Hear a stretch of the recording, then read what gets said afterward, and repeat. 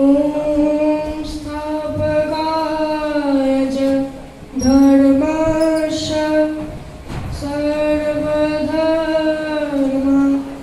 स्वरूपिणे अवतार वरिष्ठाय रामकृष्णाय ते नमः। ॐ नमः श्री भगवते रामकृष्णाय नमो नमः। ॐ नमः श्री भगवते रामकृष्णाय नमो नमः। ॐ नमः श्री भगवते रामकृष्णाय नमो नमः। जय हिंद। শ্রী রামকৃষ্ণ পরমহংসদেব নামটি যেন স্বর্গের পারিজাত ফুলের মতোই পবিত্র। তার গন্ধে আমরা আজও সুবাসিত, তার দর্শনে আমরা সমৃদ্ধ, তার চেতনে বিশ্ব জগৎ জ্ঞানলব্ধ, তার সহজ নির্মল চিন্তানে আমরা সম্পৃক্ত, তার সরল বচনে আমরা আপ্লুত। প্রকৃতপক্ষে 1836 খ্রিস্টাব্দে কামারপুকুরে আবির্ভূত এই মহাপুরুষের কলকাতায় আগমন অগ্রজ রামকুমার চট্টোপাধ্যায়ের হাত ধরে। 1855 খ্রিস্টাব্দের 31শে মে রানী রাসমণি দক্ষিণেশ্বরে মা কালীর মন্দির প্রতিষ্ঠা করলেন। মায়ের নাম দিলেন ভবতারিণী। রামকুমার চট্টোপাধ্যায় দেবীর পূজক নিযুক্ত হলে গদাধর তার সঙ্গে দক্ষিণেশ্বরে আসেন। কিছুদিন পরে তার ভাগ্নে হৃদয়রাম মুখোপাধ্যায় এসে যোগ দেন। গদাধরের সহজ সরল আপন খোলা স্বভাব দেখে রানী রাসমণি এবং তার জামাতা মথুরবাবু তাকে খুব পছন্দ হয়। গদাধরকে মথুরবাবু মায়ের বেশ কয়েক কাজে নিযুক্ত করেন। পরে তিনি মন্দিরের প্রধান পুরোহিত হয়েছিলেন। মন্দিরে থাকতে থাকতে মা ভবতারিণীকে জীবন্ত রূপে দর্শন করার জন্য আকুল হয়ে উঠলেন গদাধর। ভগবান এবং ভক্তের মধুর সম্পর্কে বিশ্বাসী ছিলেন গদাধর।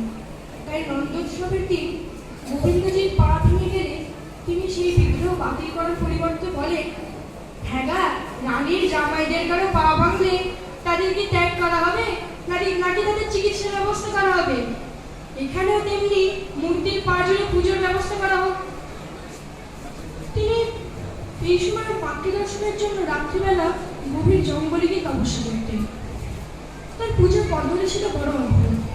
তিনি নিজের মতো করে পুজো করতেন, ভোগ মাকেও খাওয়াতেন, আবার নিজেও খেতেন, নেচে গেয়ে আনন্দে বিভোর হয়ে নিজে পুজো করতেন। সেখানে ছিল না আমার লোক দেখানো ভাব। মাতৃদর্শনের পর তিনি একের পর এক সাধনায় সিদ্ধ হয়েছিলেন। শ্রী রামকৃষ্ণদেব ছিলেন সত্যের পূজারী। তিনি বলতেন, সত্যের জন্য সবকিছু ত্যাগ করা যায়, কিন্তু কোনো কিছুর জন্য সত্যকে ত্যাগ করা যায় না। তিনি মানুষের মনও খুব ভালো বুঝতে পারতেন। তাই একবার দক্ষিণেশ্বরের মন্দিরে বসে রানী রাসমণি জপ করতে করতে বিষয় চিন্তা করছিলেন। কিছুক্ষণ পরে রামকৃষ্ণদেব হঠাৎ গান বন্ধ করে রানীর গালে মারলেন এক চাপ আর বললেন যে, হ্যাঁ, এখানেও ওই চিন্তা। আসলে তিনি এটাই শিক্ষা দিতে চেয়েছিলেন যে যখন যে কাজটি আমরা করব তখন তার প্রতি যেন আমাদের সম্পূর্ণ মনোযোগ থাকে। দক্ষিণেশ্বরে থাকাকালীন জয়রামবাটির সারদা দেবীর সাথে তার বিবাহ হয়।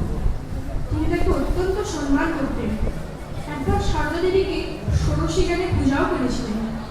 আসলে তার শিক্ষা ছিল প্রত্যেক নারীকে দেবী জ্ঞানে শ্রদ্ধা করার বোধকে জাগরিত করা। নারী পুরুষ ভেদে প্রত্যেক মনুষ্যই তার কাছে ছিল ভগবানের স্বরূপ। দক্ষিণেশ্বরের বুড়ো মালিক শ্রী শ্রী ঠাকুরের পাদস্পর্শে ধন্য হয়েছে। রসিক ন্যাথরও তার কৃপা লাভ করেছেন। শুধু এনারাই নয়, মুচি ন্যাথর থেকে শুরু করে অত্যন্ত বিদগ্ধজনেরা পর্যন্ত অনুভব করেছে শ্রী শ্রী ঠাকুরের অনুগ্রহপূর্ণ কৃপা। উপলব্ধি করেছেন তার শিবজ্ঞানের জীবসেবার সান্ত্বনা। যোগেশ্বরী ভৈরবী তাকে অবতার বলে প্রমাণ করে দিলেন। তোতাপুরীর কাছে সাধনা করে সিদ্ধ হয়ে তিনি হলেন শ্রী রামকৃষ্ণ পরমহংস। নানা ত্যাগী এবং গৃহভক্তরা আস্থা আরম্ভ করলেন। এলেন নরেন্দ্রনাথ দত্ত, রাখালচন্দ্র ঘোষ, তারক, বাবুরাম, শশী, লাটু, গিরিশচন্দ্র ঘোষ, বলরাম বসু, দুর্গাচরণ নাথ প্রমুখেরা। আনন্দের হাট বসে গেল দক্ষিণেশ্বরে। সকলেই ঠাকুরের সহজ কথা শুনতে ও ভালোবাসার টানে আসতে লাগলেন দক্ষিণেশ্বরে। তার এই দক্ষিণেশ্বরে অসামান্য দৈব বিধস্থানের মাহাত্ম্য বহন করে চলেছে আজও, যা শ্রী শ্রী ঠাকুরের পাদস্পর্শে ধন্য। এখানেই তিনি নরেন্দ্রনাথকে বিবেক চেতনে উদ্বুদ্ধ করেন এবং তাদের সাংসারিক দারিদ্রতা মোচনের জন্য বলেন, যা মা হয়েছে, তোদের আর মোটা ভাত কাপড়ের অভাব থাকবে নি। একবার এই দক্ষিণেশ্বর থেকে গিরিশচন্দ্রের নাটক নটি বিনোদিনী দেখতে গিয়ে মাতাল গিরিশকে ঠাকুর তার জীবনের 16 আনা দেন এবং গিরিশের 16 আনা তিনি গ্রহণ করেন বলে কথিত আছে এবং যার ফলশ্রুতি রূপে নাকি শেষ বয়সে ঠাকুরের গলায় কর্কট রোগ হয়। এই সেই দক্ষিণেশ্বর, যেখানে ঠাকুরের লীলার ব্যাপ্তি ছড়িয়ে পড়ে সর্বত্র। একবার তিনি দক্ষিণেশ্বরে থাকাকালীন সময় বলরাম বসুর বাড়িতে যান। সেখানে পেট ভরে লুচি মন্ডা খাবার পর পেটে আর একটুও জায়গা নেই, কিন্তু জনৈক ভক্ত তাকে একটি জিলিপি খাবার অনুরোধ জানালে তিনি অকুণ্ঠিতভাবে গ্রহণ করেন এবং উত্তরে এও বলেন যে, মেলায় লোকজন ভর্তি থাকলেও যখন বড়লাটের গাড়ি ঢোকে তখন ঠিকই জায়গা হয়ে যায়, আর ভরা পেটে জিলিপিও ওই বড়লাটের মতোই। এই দক্ষিণেশ্বর থেকে তিনি একবার ঈশ্বরচন্দ্র বিদ্যাসাগরের বাড়িতে তার সঙ্গে দেখা করতে যান। তার সঙ্গে দেখা করে তিনি বলেন, খাল বিল পেরিয়ে এবারে সাগরে এসে পড়লুম গো। বিদ্যাসাগর তখন বলেন, তা এলেন যখন খানিকটা নোনা জলই খেয়ে যান। ঠাকুর তার চিরাচরিত সহজ ভাষাতেই বলেন, তুমি তো আর অবিদ্যের সাগর নয় গো, তুমি যে বিদ্যের সাগর। জীবন দর্শনের বহু বড় তত্ত্ব লাভ করেছিলেন বিদ্যাসাগর সিংহ। একদিন এই দক্ষিণেশ্বরে তিনি লাটু মহারাজকে বলেন, ওরে লেটো, তুই যা ধ্যান করছিস দেখ রে, সেটাতে রুটি বেলছে গা। এই মানবতার কথা বলতে বলতে তিনি একদিন ভাবমুখে শিবজ্ঞানে জীবসেবার কথা বলেন, যা নরেন্দ্রনাথ হৃদয় স্পর্শ করেছিলেন। এর মধ্যেই লুকিয়ে ছিল পরবর্তীকালে শ্রী রামকৃষ্ণের সঙ্গীত বীজ। তার অমৃত সৌরভের পাদস্পর্শে এই দক্ষিণেশ্বরে তার স্নেহধন্য নরেন্দ্রনাথের ভবিষ্যতে হয়ে ওঠেন স্বামী বিবেকানন্দ। তৎসহ রাখালচন্দ্র ঘোষ হন স্বামী ব্রহ্মানন্দ, তারকন স্বামী শিবানন্দ, শশী হন স্বামী রামকৃষ্ণানন্দ, লাটু হন স্বামী অদ্ভুতানন্দ এবং বাবুরাম হন স্বামী প্রেমানন্দ রূপী ঠাকুরের যোগ্য উত্তরসূরি। সামগ্রিকভাবে বলতে গেলে নরেন্দ্রনাথ,